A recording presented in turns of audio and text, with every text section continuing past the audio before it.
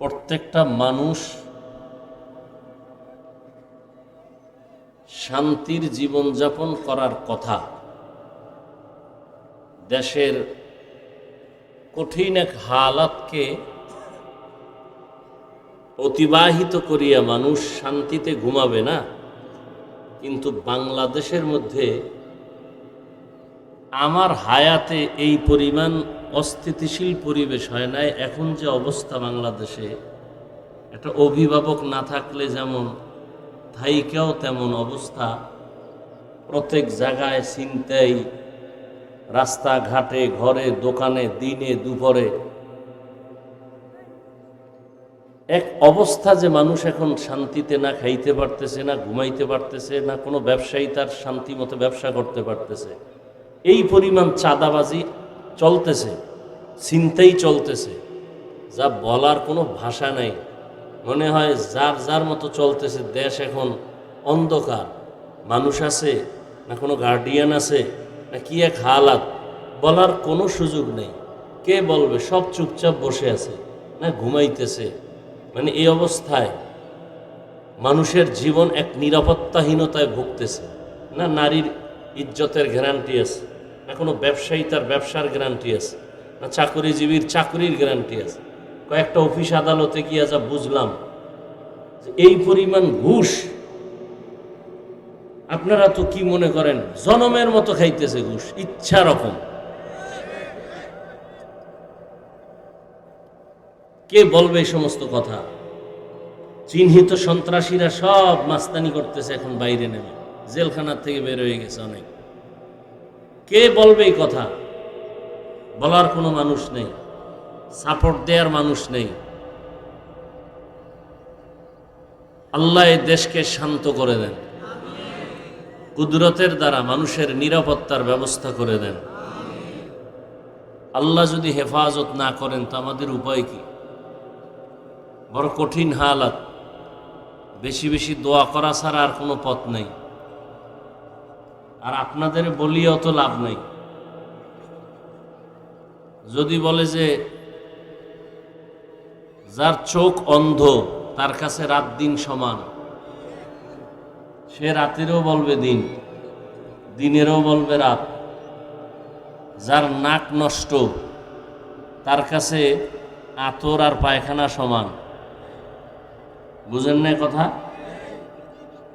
এখন যেই মানুষটা নেশা করে, নামাজ নাই, রোজা নাই, হারাম খায় অল টাইম, কামাই রুজি হারাম, চলাফেরা হারাম, মদ পান করে, আরও যত নেশা আছে, এই লোকটার দেমাগ ঠিক আছে? এই লোকটাকে যদি আপনি আপনার দায়িত্বশীল বানান, তাহলে সমাজের মধ্যে অশান্তি হবে না শান্তি? অশান্তি। শান্তি দিতে পারবে কে? যে শান্তির পথে চলে। এ জমিনের মধ্যে কোনো হারামখোর শান্তির পথে নাই, কোনো সুদখোর শান্তির পথে নাই, কোনো বেনামাজি শান্তির পথে নাই। শান্তি দিতে পারবে যারা নামাজি, সুদ খায় না, ঘুষ খায় না, হালাল। এক কথায় মানুষ যাদের প্রতি দুর্বল, একমাত্র মানুষ দিল থেকে মহব্বত করে এবং কথা মানার মন মানসিকতা রাখে শুধু ওলামায়ে কেরাম। আল্লাহ এই ওলামায়ে কেরাম এ জাতির বন্ধু, চিরন্তন বন্ধু। জীবন দিবে কিন্তু উম্মতের কোনো ক্ষতি হতে দিবে না। এই রকম বন্ধু দুনিয়াতে আর কোনো ব্যক্তিই নেই। সব চান্দাবাজ আর ধান্দাবাজ। আপনাকে ব্যবহার করবে, স্বার্থে আঘাত লাগছে গোপন বৈঠক করবে, ওকে মাইনাস কর। কেন? বলে আমার ভাগে কম পড়ছে। এই জন্য আমি সারা দেশে যুবকদের বলি, তোকে মারার জন্য নতুন দুশ্মনের দরকার নাই। তুই যারে নিয়ে এক প্লেটে খাও, সেই তোকে মারার জন্য ছুরি রেডি করতেছে, তুই শুধু অপেক্ষা কর। আল্লাহ হেদায়াত দান করুন।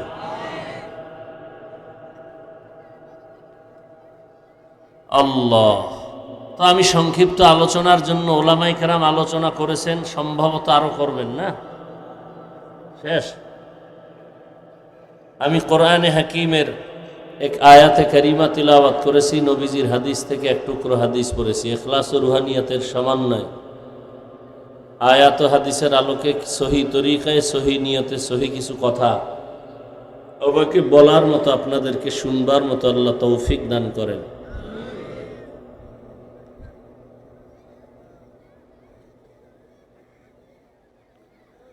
ইয়া আইয়ুহাল্লাযীনা আমানু ইসতাঈনু বিস-সাবরি ওয়াস-সালাহ ইন্নাল্লাহা মা'আস-সাবিরিন। আল্লাহ বলেন, হে মুমিন, তোমরা সাহায্য চাও সবর ও সালাতের মাধ্যমে, নিশ্চয়ই আল্লাহ সাবিরিনদের সাথেই থাকেন। নবীজি বলেন, মাইয়ুরিদিল্লাহু বিহি খাইরান ইউসিব মিন। আল্লাহ যাকে বেশি মহব্বত করেন, ভালোবাসেন, তাকেই মুসিবতের দ্বারা পরীক্ষা নেন। তো মুসিবত আসাটা আল্লাহর পক্ষ থেকে মুমিনের জন্য একটা নেয়ামত, বেঈমানের জন্য না। কারণ যে যাকে বেশি মহব্বত করে তাকে বেশি পরীক্ষা করে। যে ক্লাসের যে ছাত্র বেশি ভালো তার উপরে পরীক্ষা বেশি এবং কঠিন। দুনিয়াতে আল্লাহর প্রিয় মানুষের মধ্যে হলো একমাত্র মুমিন। মুমিনদের মধ্যে সব থেকে বেশি প্রিয় আম্বিয়ায়ে কেরাম, এজন্য তাদের পরীক্ষা কঠিন হয়েছে। সমস্ত নবীদের মধ্যে আমার নবী, আপনার নবী আরো প্রিয়, এজন্য নবীর পরীক্ষা আরো কঠিন হয়েছে। তো আল্লাহ পাক বলেন, এই পরীক্ষা আমি তো করবই, তবে পাশ করার জন্য দুইটা জিনিস লাগবে। সাহায্য চাইতে হবে, এবং দুই জিনিসের মাধ্যমে সাহায্য, সবর এবং সালাত। মুসিবত আসবেই, কারণ দুনিয়াটা পরীক্ষার হল। পরীক্ষার হল মানে মুসিবতের জায়গা। এখানে কেউ উল্টাপাল্টা করলে কেউ বলবে না তুমি করিও না। পরীক্ষার হলে যে উল্টা লেখবে, বাধা নাই, লেখতে থাকো। বাধা দেওয়ার কোনো নিয়ম নাই। দেখতেছি উল্টা লেখতেছে, এরপরও বাধা দিবে না। কেন? পরীক্ষার হল, বাধা দেওয়ার জায়গা না। ফলাফলের বেলায় প্রমাণ হবে কে পাশ করলো, কে ফেল করলো। দুনিয়াটা পরীক্ষার হল, এজন্য বাধা নেই। বেঈমানরা যেমনে চলবে, মুমিনও যদি ওভাবে চলতে চায় চলো। বেঈমানরা যেই গাছের ফল খাবে, মুমিনও ওই গাছের ফল খাবে। মুমিন যেই নদীর মাছ খাবে, বিধর্মী বেঈমান যারা, এরাও ওই নদীর মাছ খেতে পারবে। বাধা নাই, পরীক্ষার হল। তুমি চাইলে দাড়ি কাটো, চাইলে রাখো, চাইলে নামাজ পড়ো না বাদ দাও, তোমারে কেউ বাধা দিবে না। ইসলাম নিষেধ করছে বাধা দিতে। একজনে নামাজ পড়ে না, তাকে জোর করে নামাজ পড়ানো জায়েজ নেই। একজনে রোজা রাখবে না, তাকে জোর করে রোজা রাখানো জায়েজ নেই। রাখাইলেও সওয়াব হবে না। বাকি বুঝাইতে হবে। কোচিং মাস্টার বুঝায়, এই পরীক্ষা অমুক দিন, পড় ভালো করে, এই প্রশ্ন আসতে পারে, দেখায় দেয়। আলেমদের কাজ হলো কোচিং মাস্টারের মতো বুঝাইবে। এই কাজ করলে আল্লাহ বেজার, নামাজ পড়লে আল্লাহ খুশি, না পড়লে বেজার।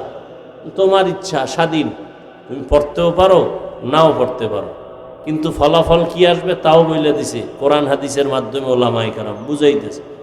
ওলামায়ে কেরামদের কাজই হলো মানুষকে বুঝানো, আঘাত করা না, আক্রমণ করা না।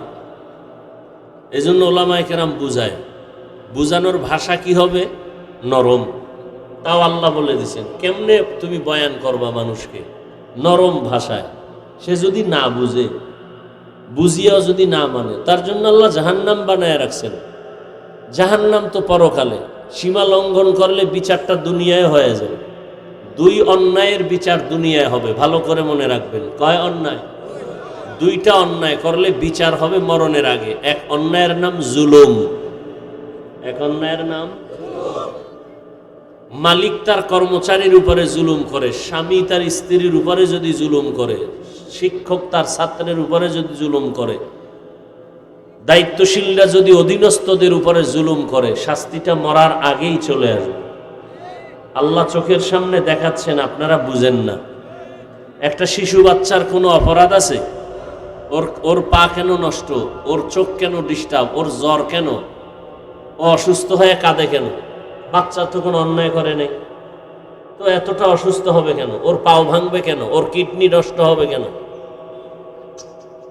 এর একমাত্র কারণ, কান ধরে টান দিলে যেমন মাথা আসে, ঠিক অন্যায় করে বাবায়, অন্যায় করে মা, শাস্তিটা সন্তান পায়। কেন? মা বাবার অন্তরের জ্বালা বাড়াবার জন্য। তোরে দিলে তুই এত কষ্ট পাইতি না, তোর সন্তানেরে কষ্ট দেই, তুই অনুভব কর তোর অন্যায়টা কত বড় মারাত্মক। কিন্তু এরপরও কিছু কুলাঙ্গার মা বাবা আছে, গুনাহ করতে গিয়ে তোয়াক্কা করে না, সন্তান কি হবে না হবে জানা নেই, ফিকিরও নাই। অথচ প্রত্যেক মা বাবা যেই চরিত্রের হবে সন্তান ওই চরিত্রই পেয়ে যাবে, অটো পেয়ে যাবে, ওকে শিখানো লাগবে না। জীবনে দেখে নেয় সন্তান বাবা কোন মেজাজের, কিন্তু বাবার থেকে সন্তান পেয়ে যায়। ওই ঘটনা দেখছি, এক বাবা বাচ্চা নিয়ে গেছে বাজারে ফল কিনবে, তো ফলের দোকানে গিয়া যখন দাম জিগাইতেছে, বাচ্চা একটা আঙ্গুর ধইরা মুখে দিছে।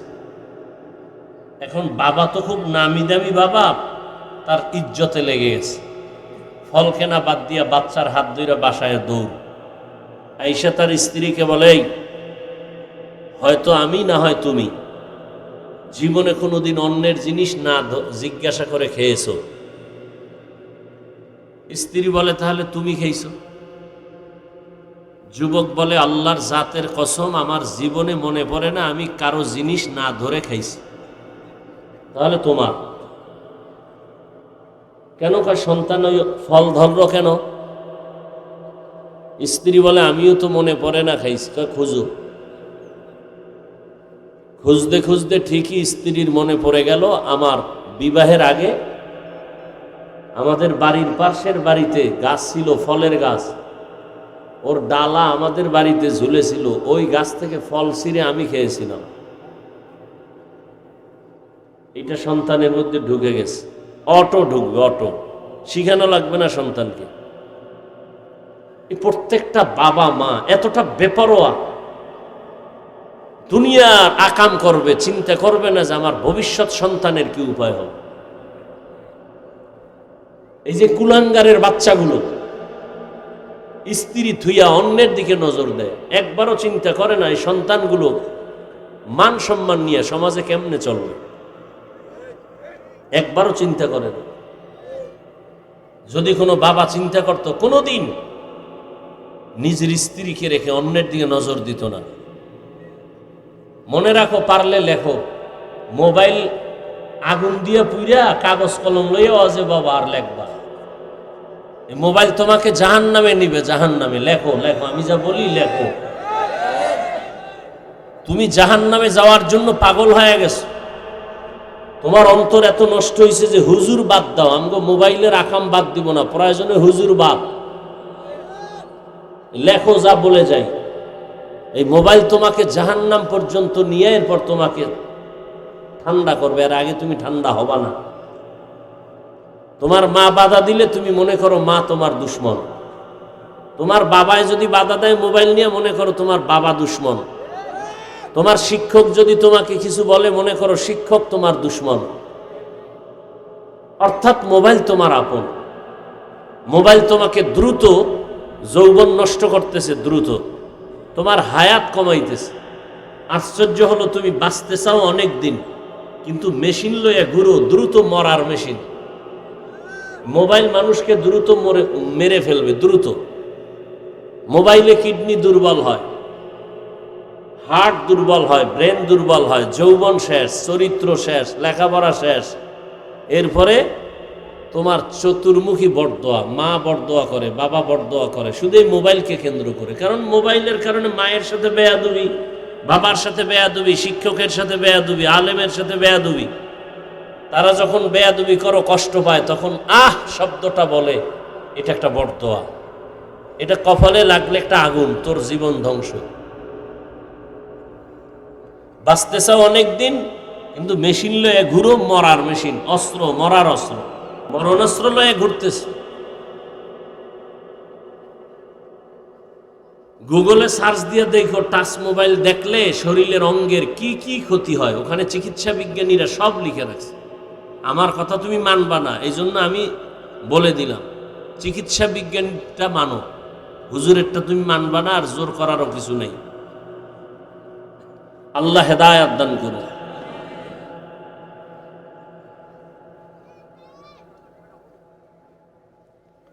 আল্লাহ। তো আল্লাহ পাক রব্বুল আলামিন বলেন আমার কাছে সাহায্য চাও। আল্লাহ মুসিবত দিয়া পরীক্ষা করবেন মুমিনকে, কোনো বেঈমানকে না।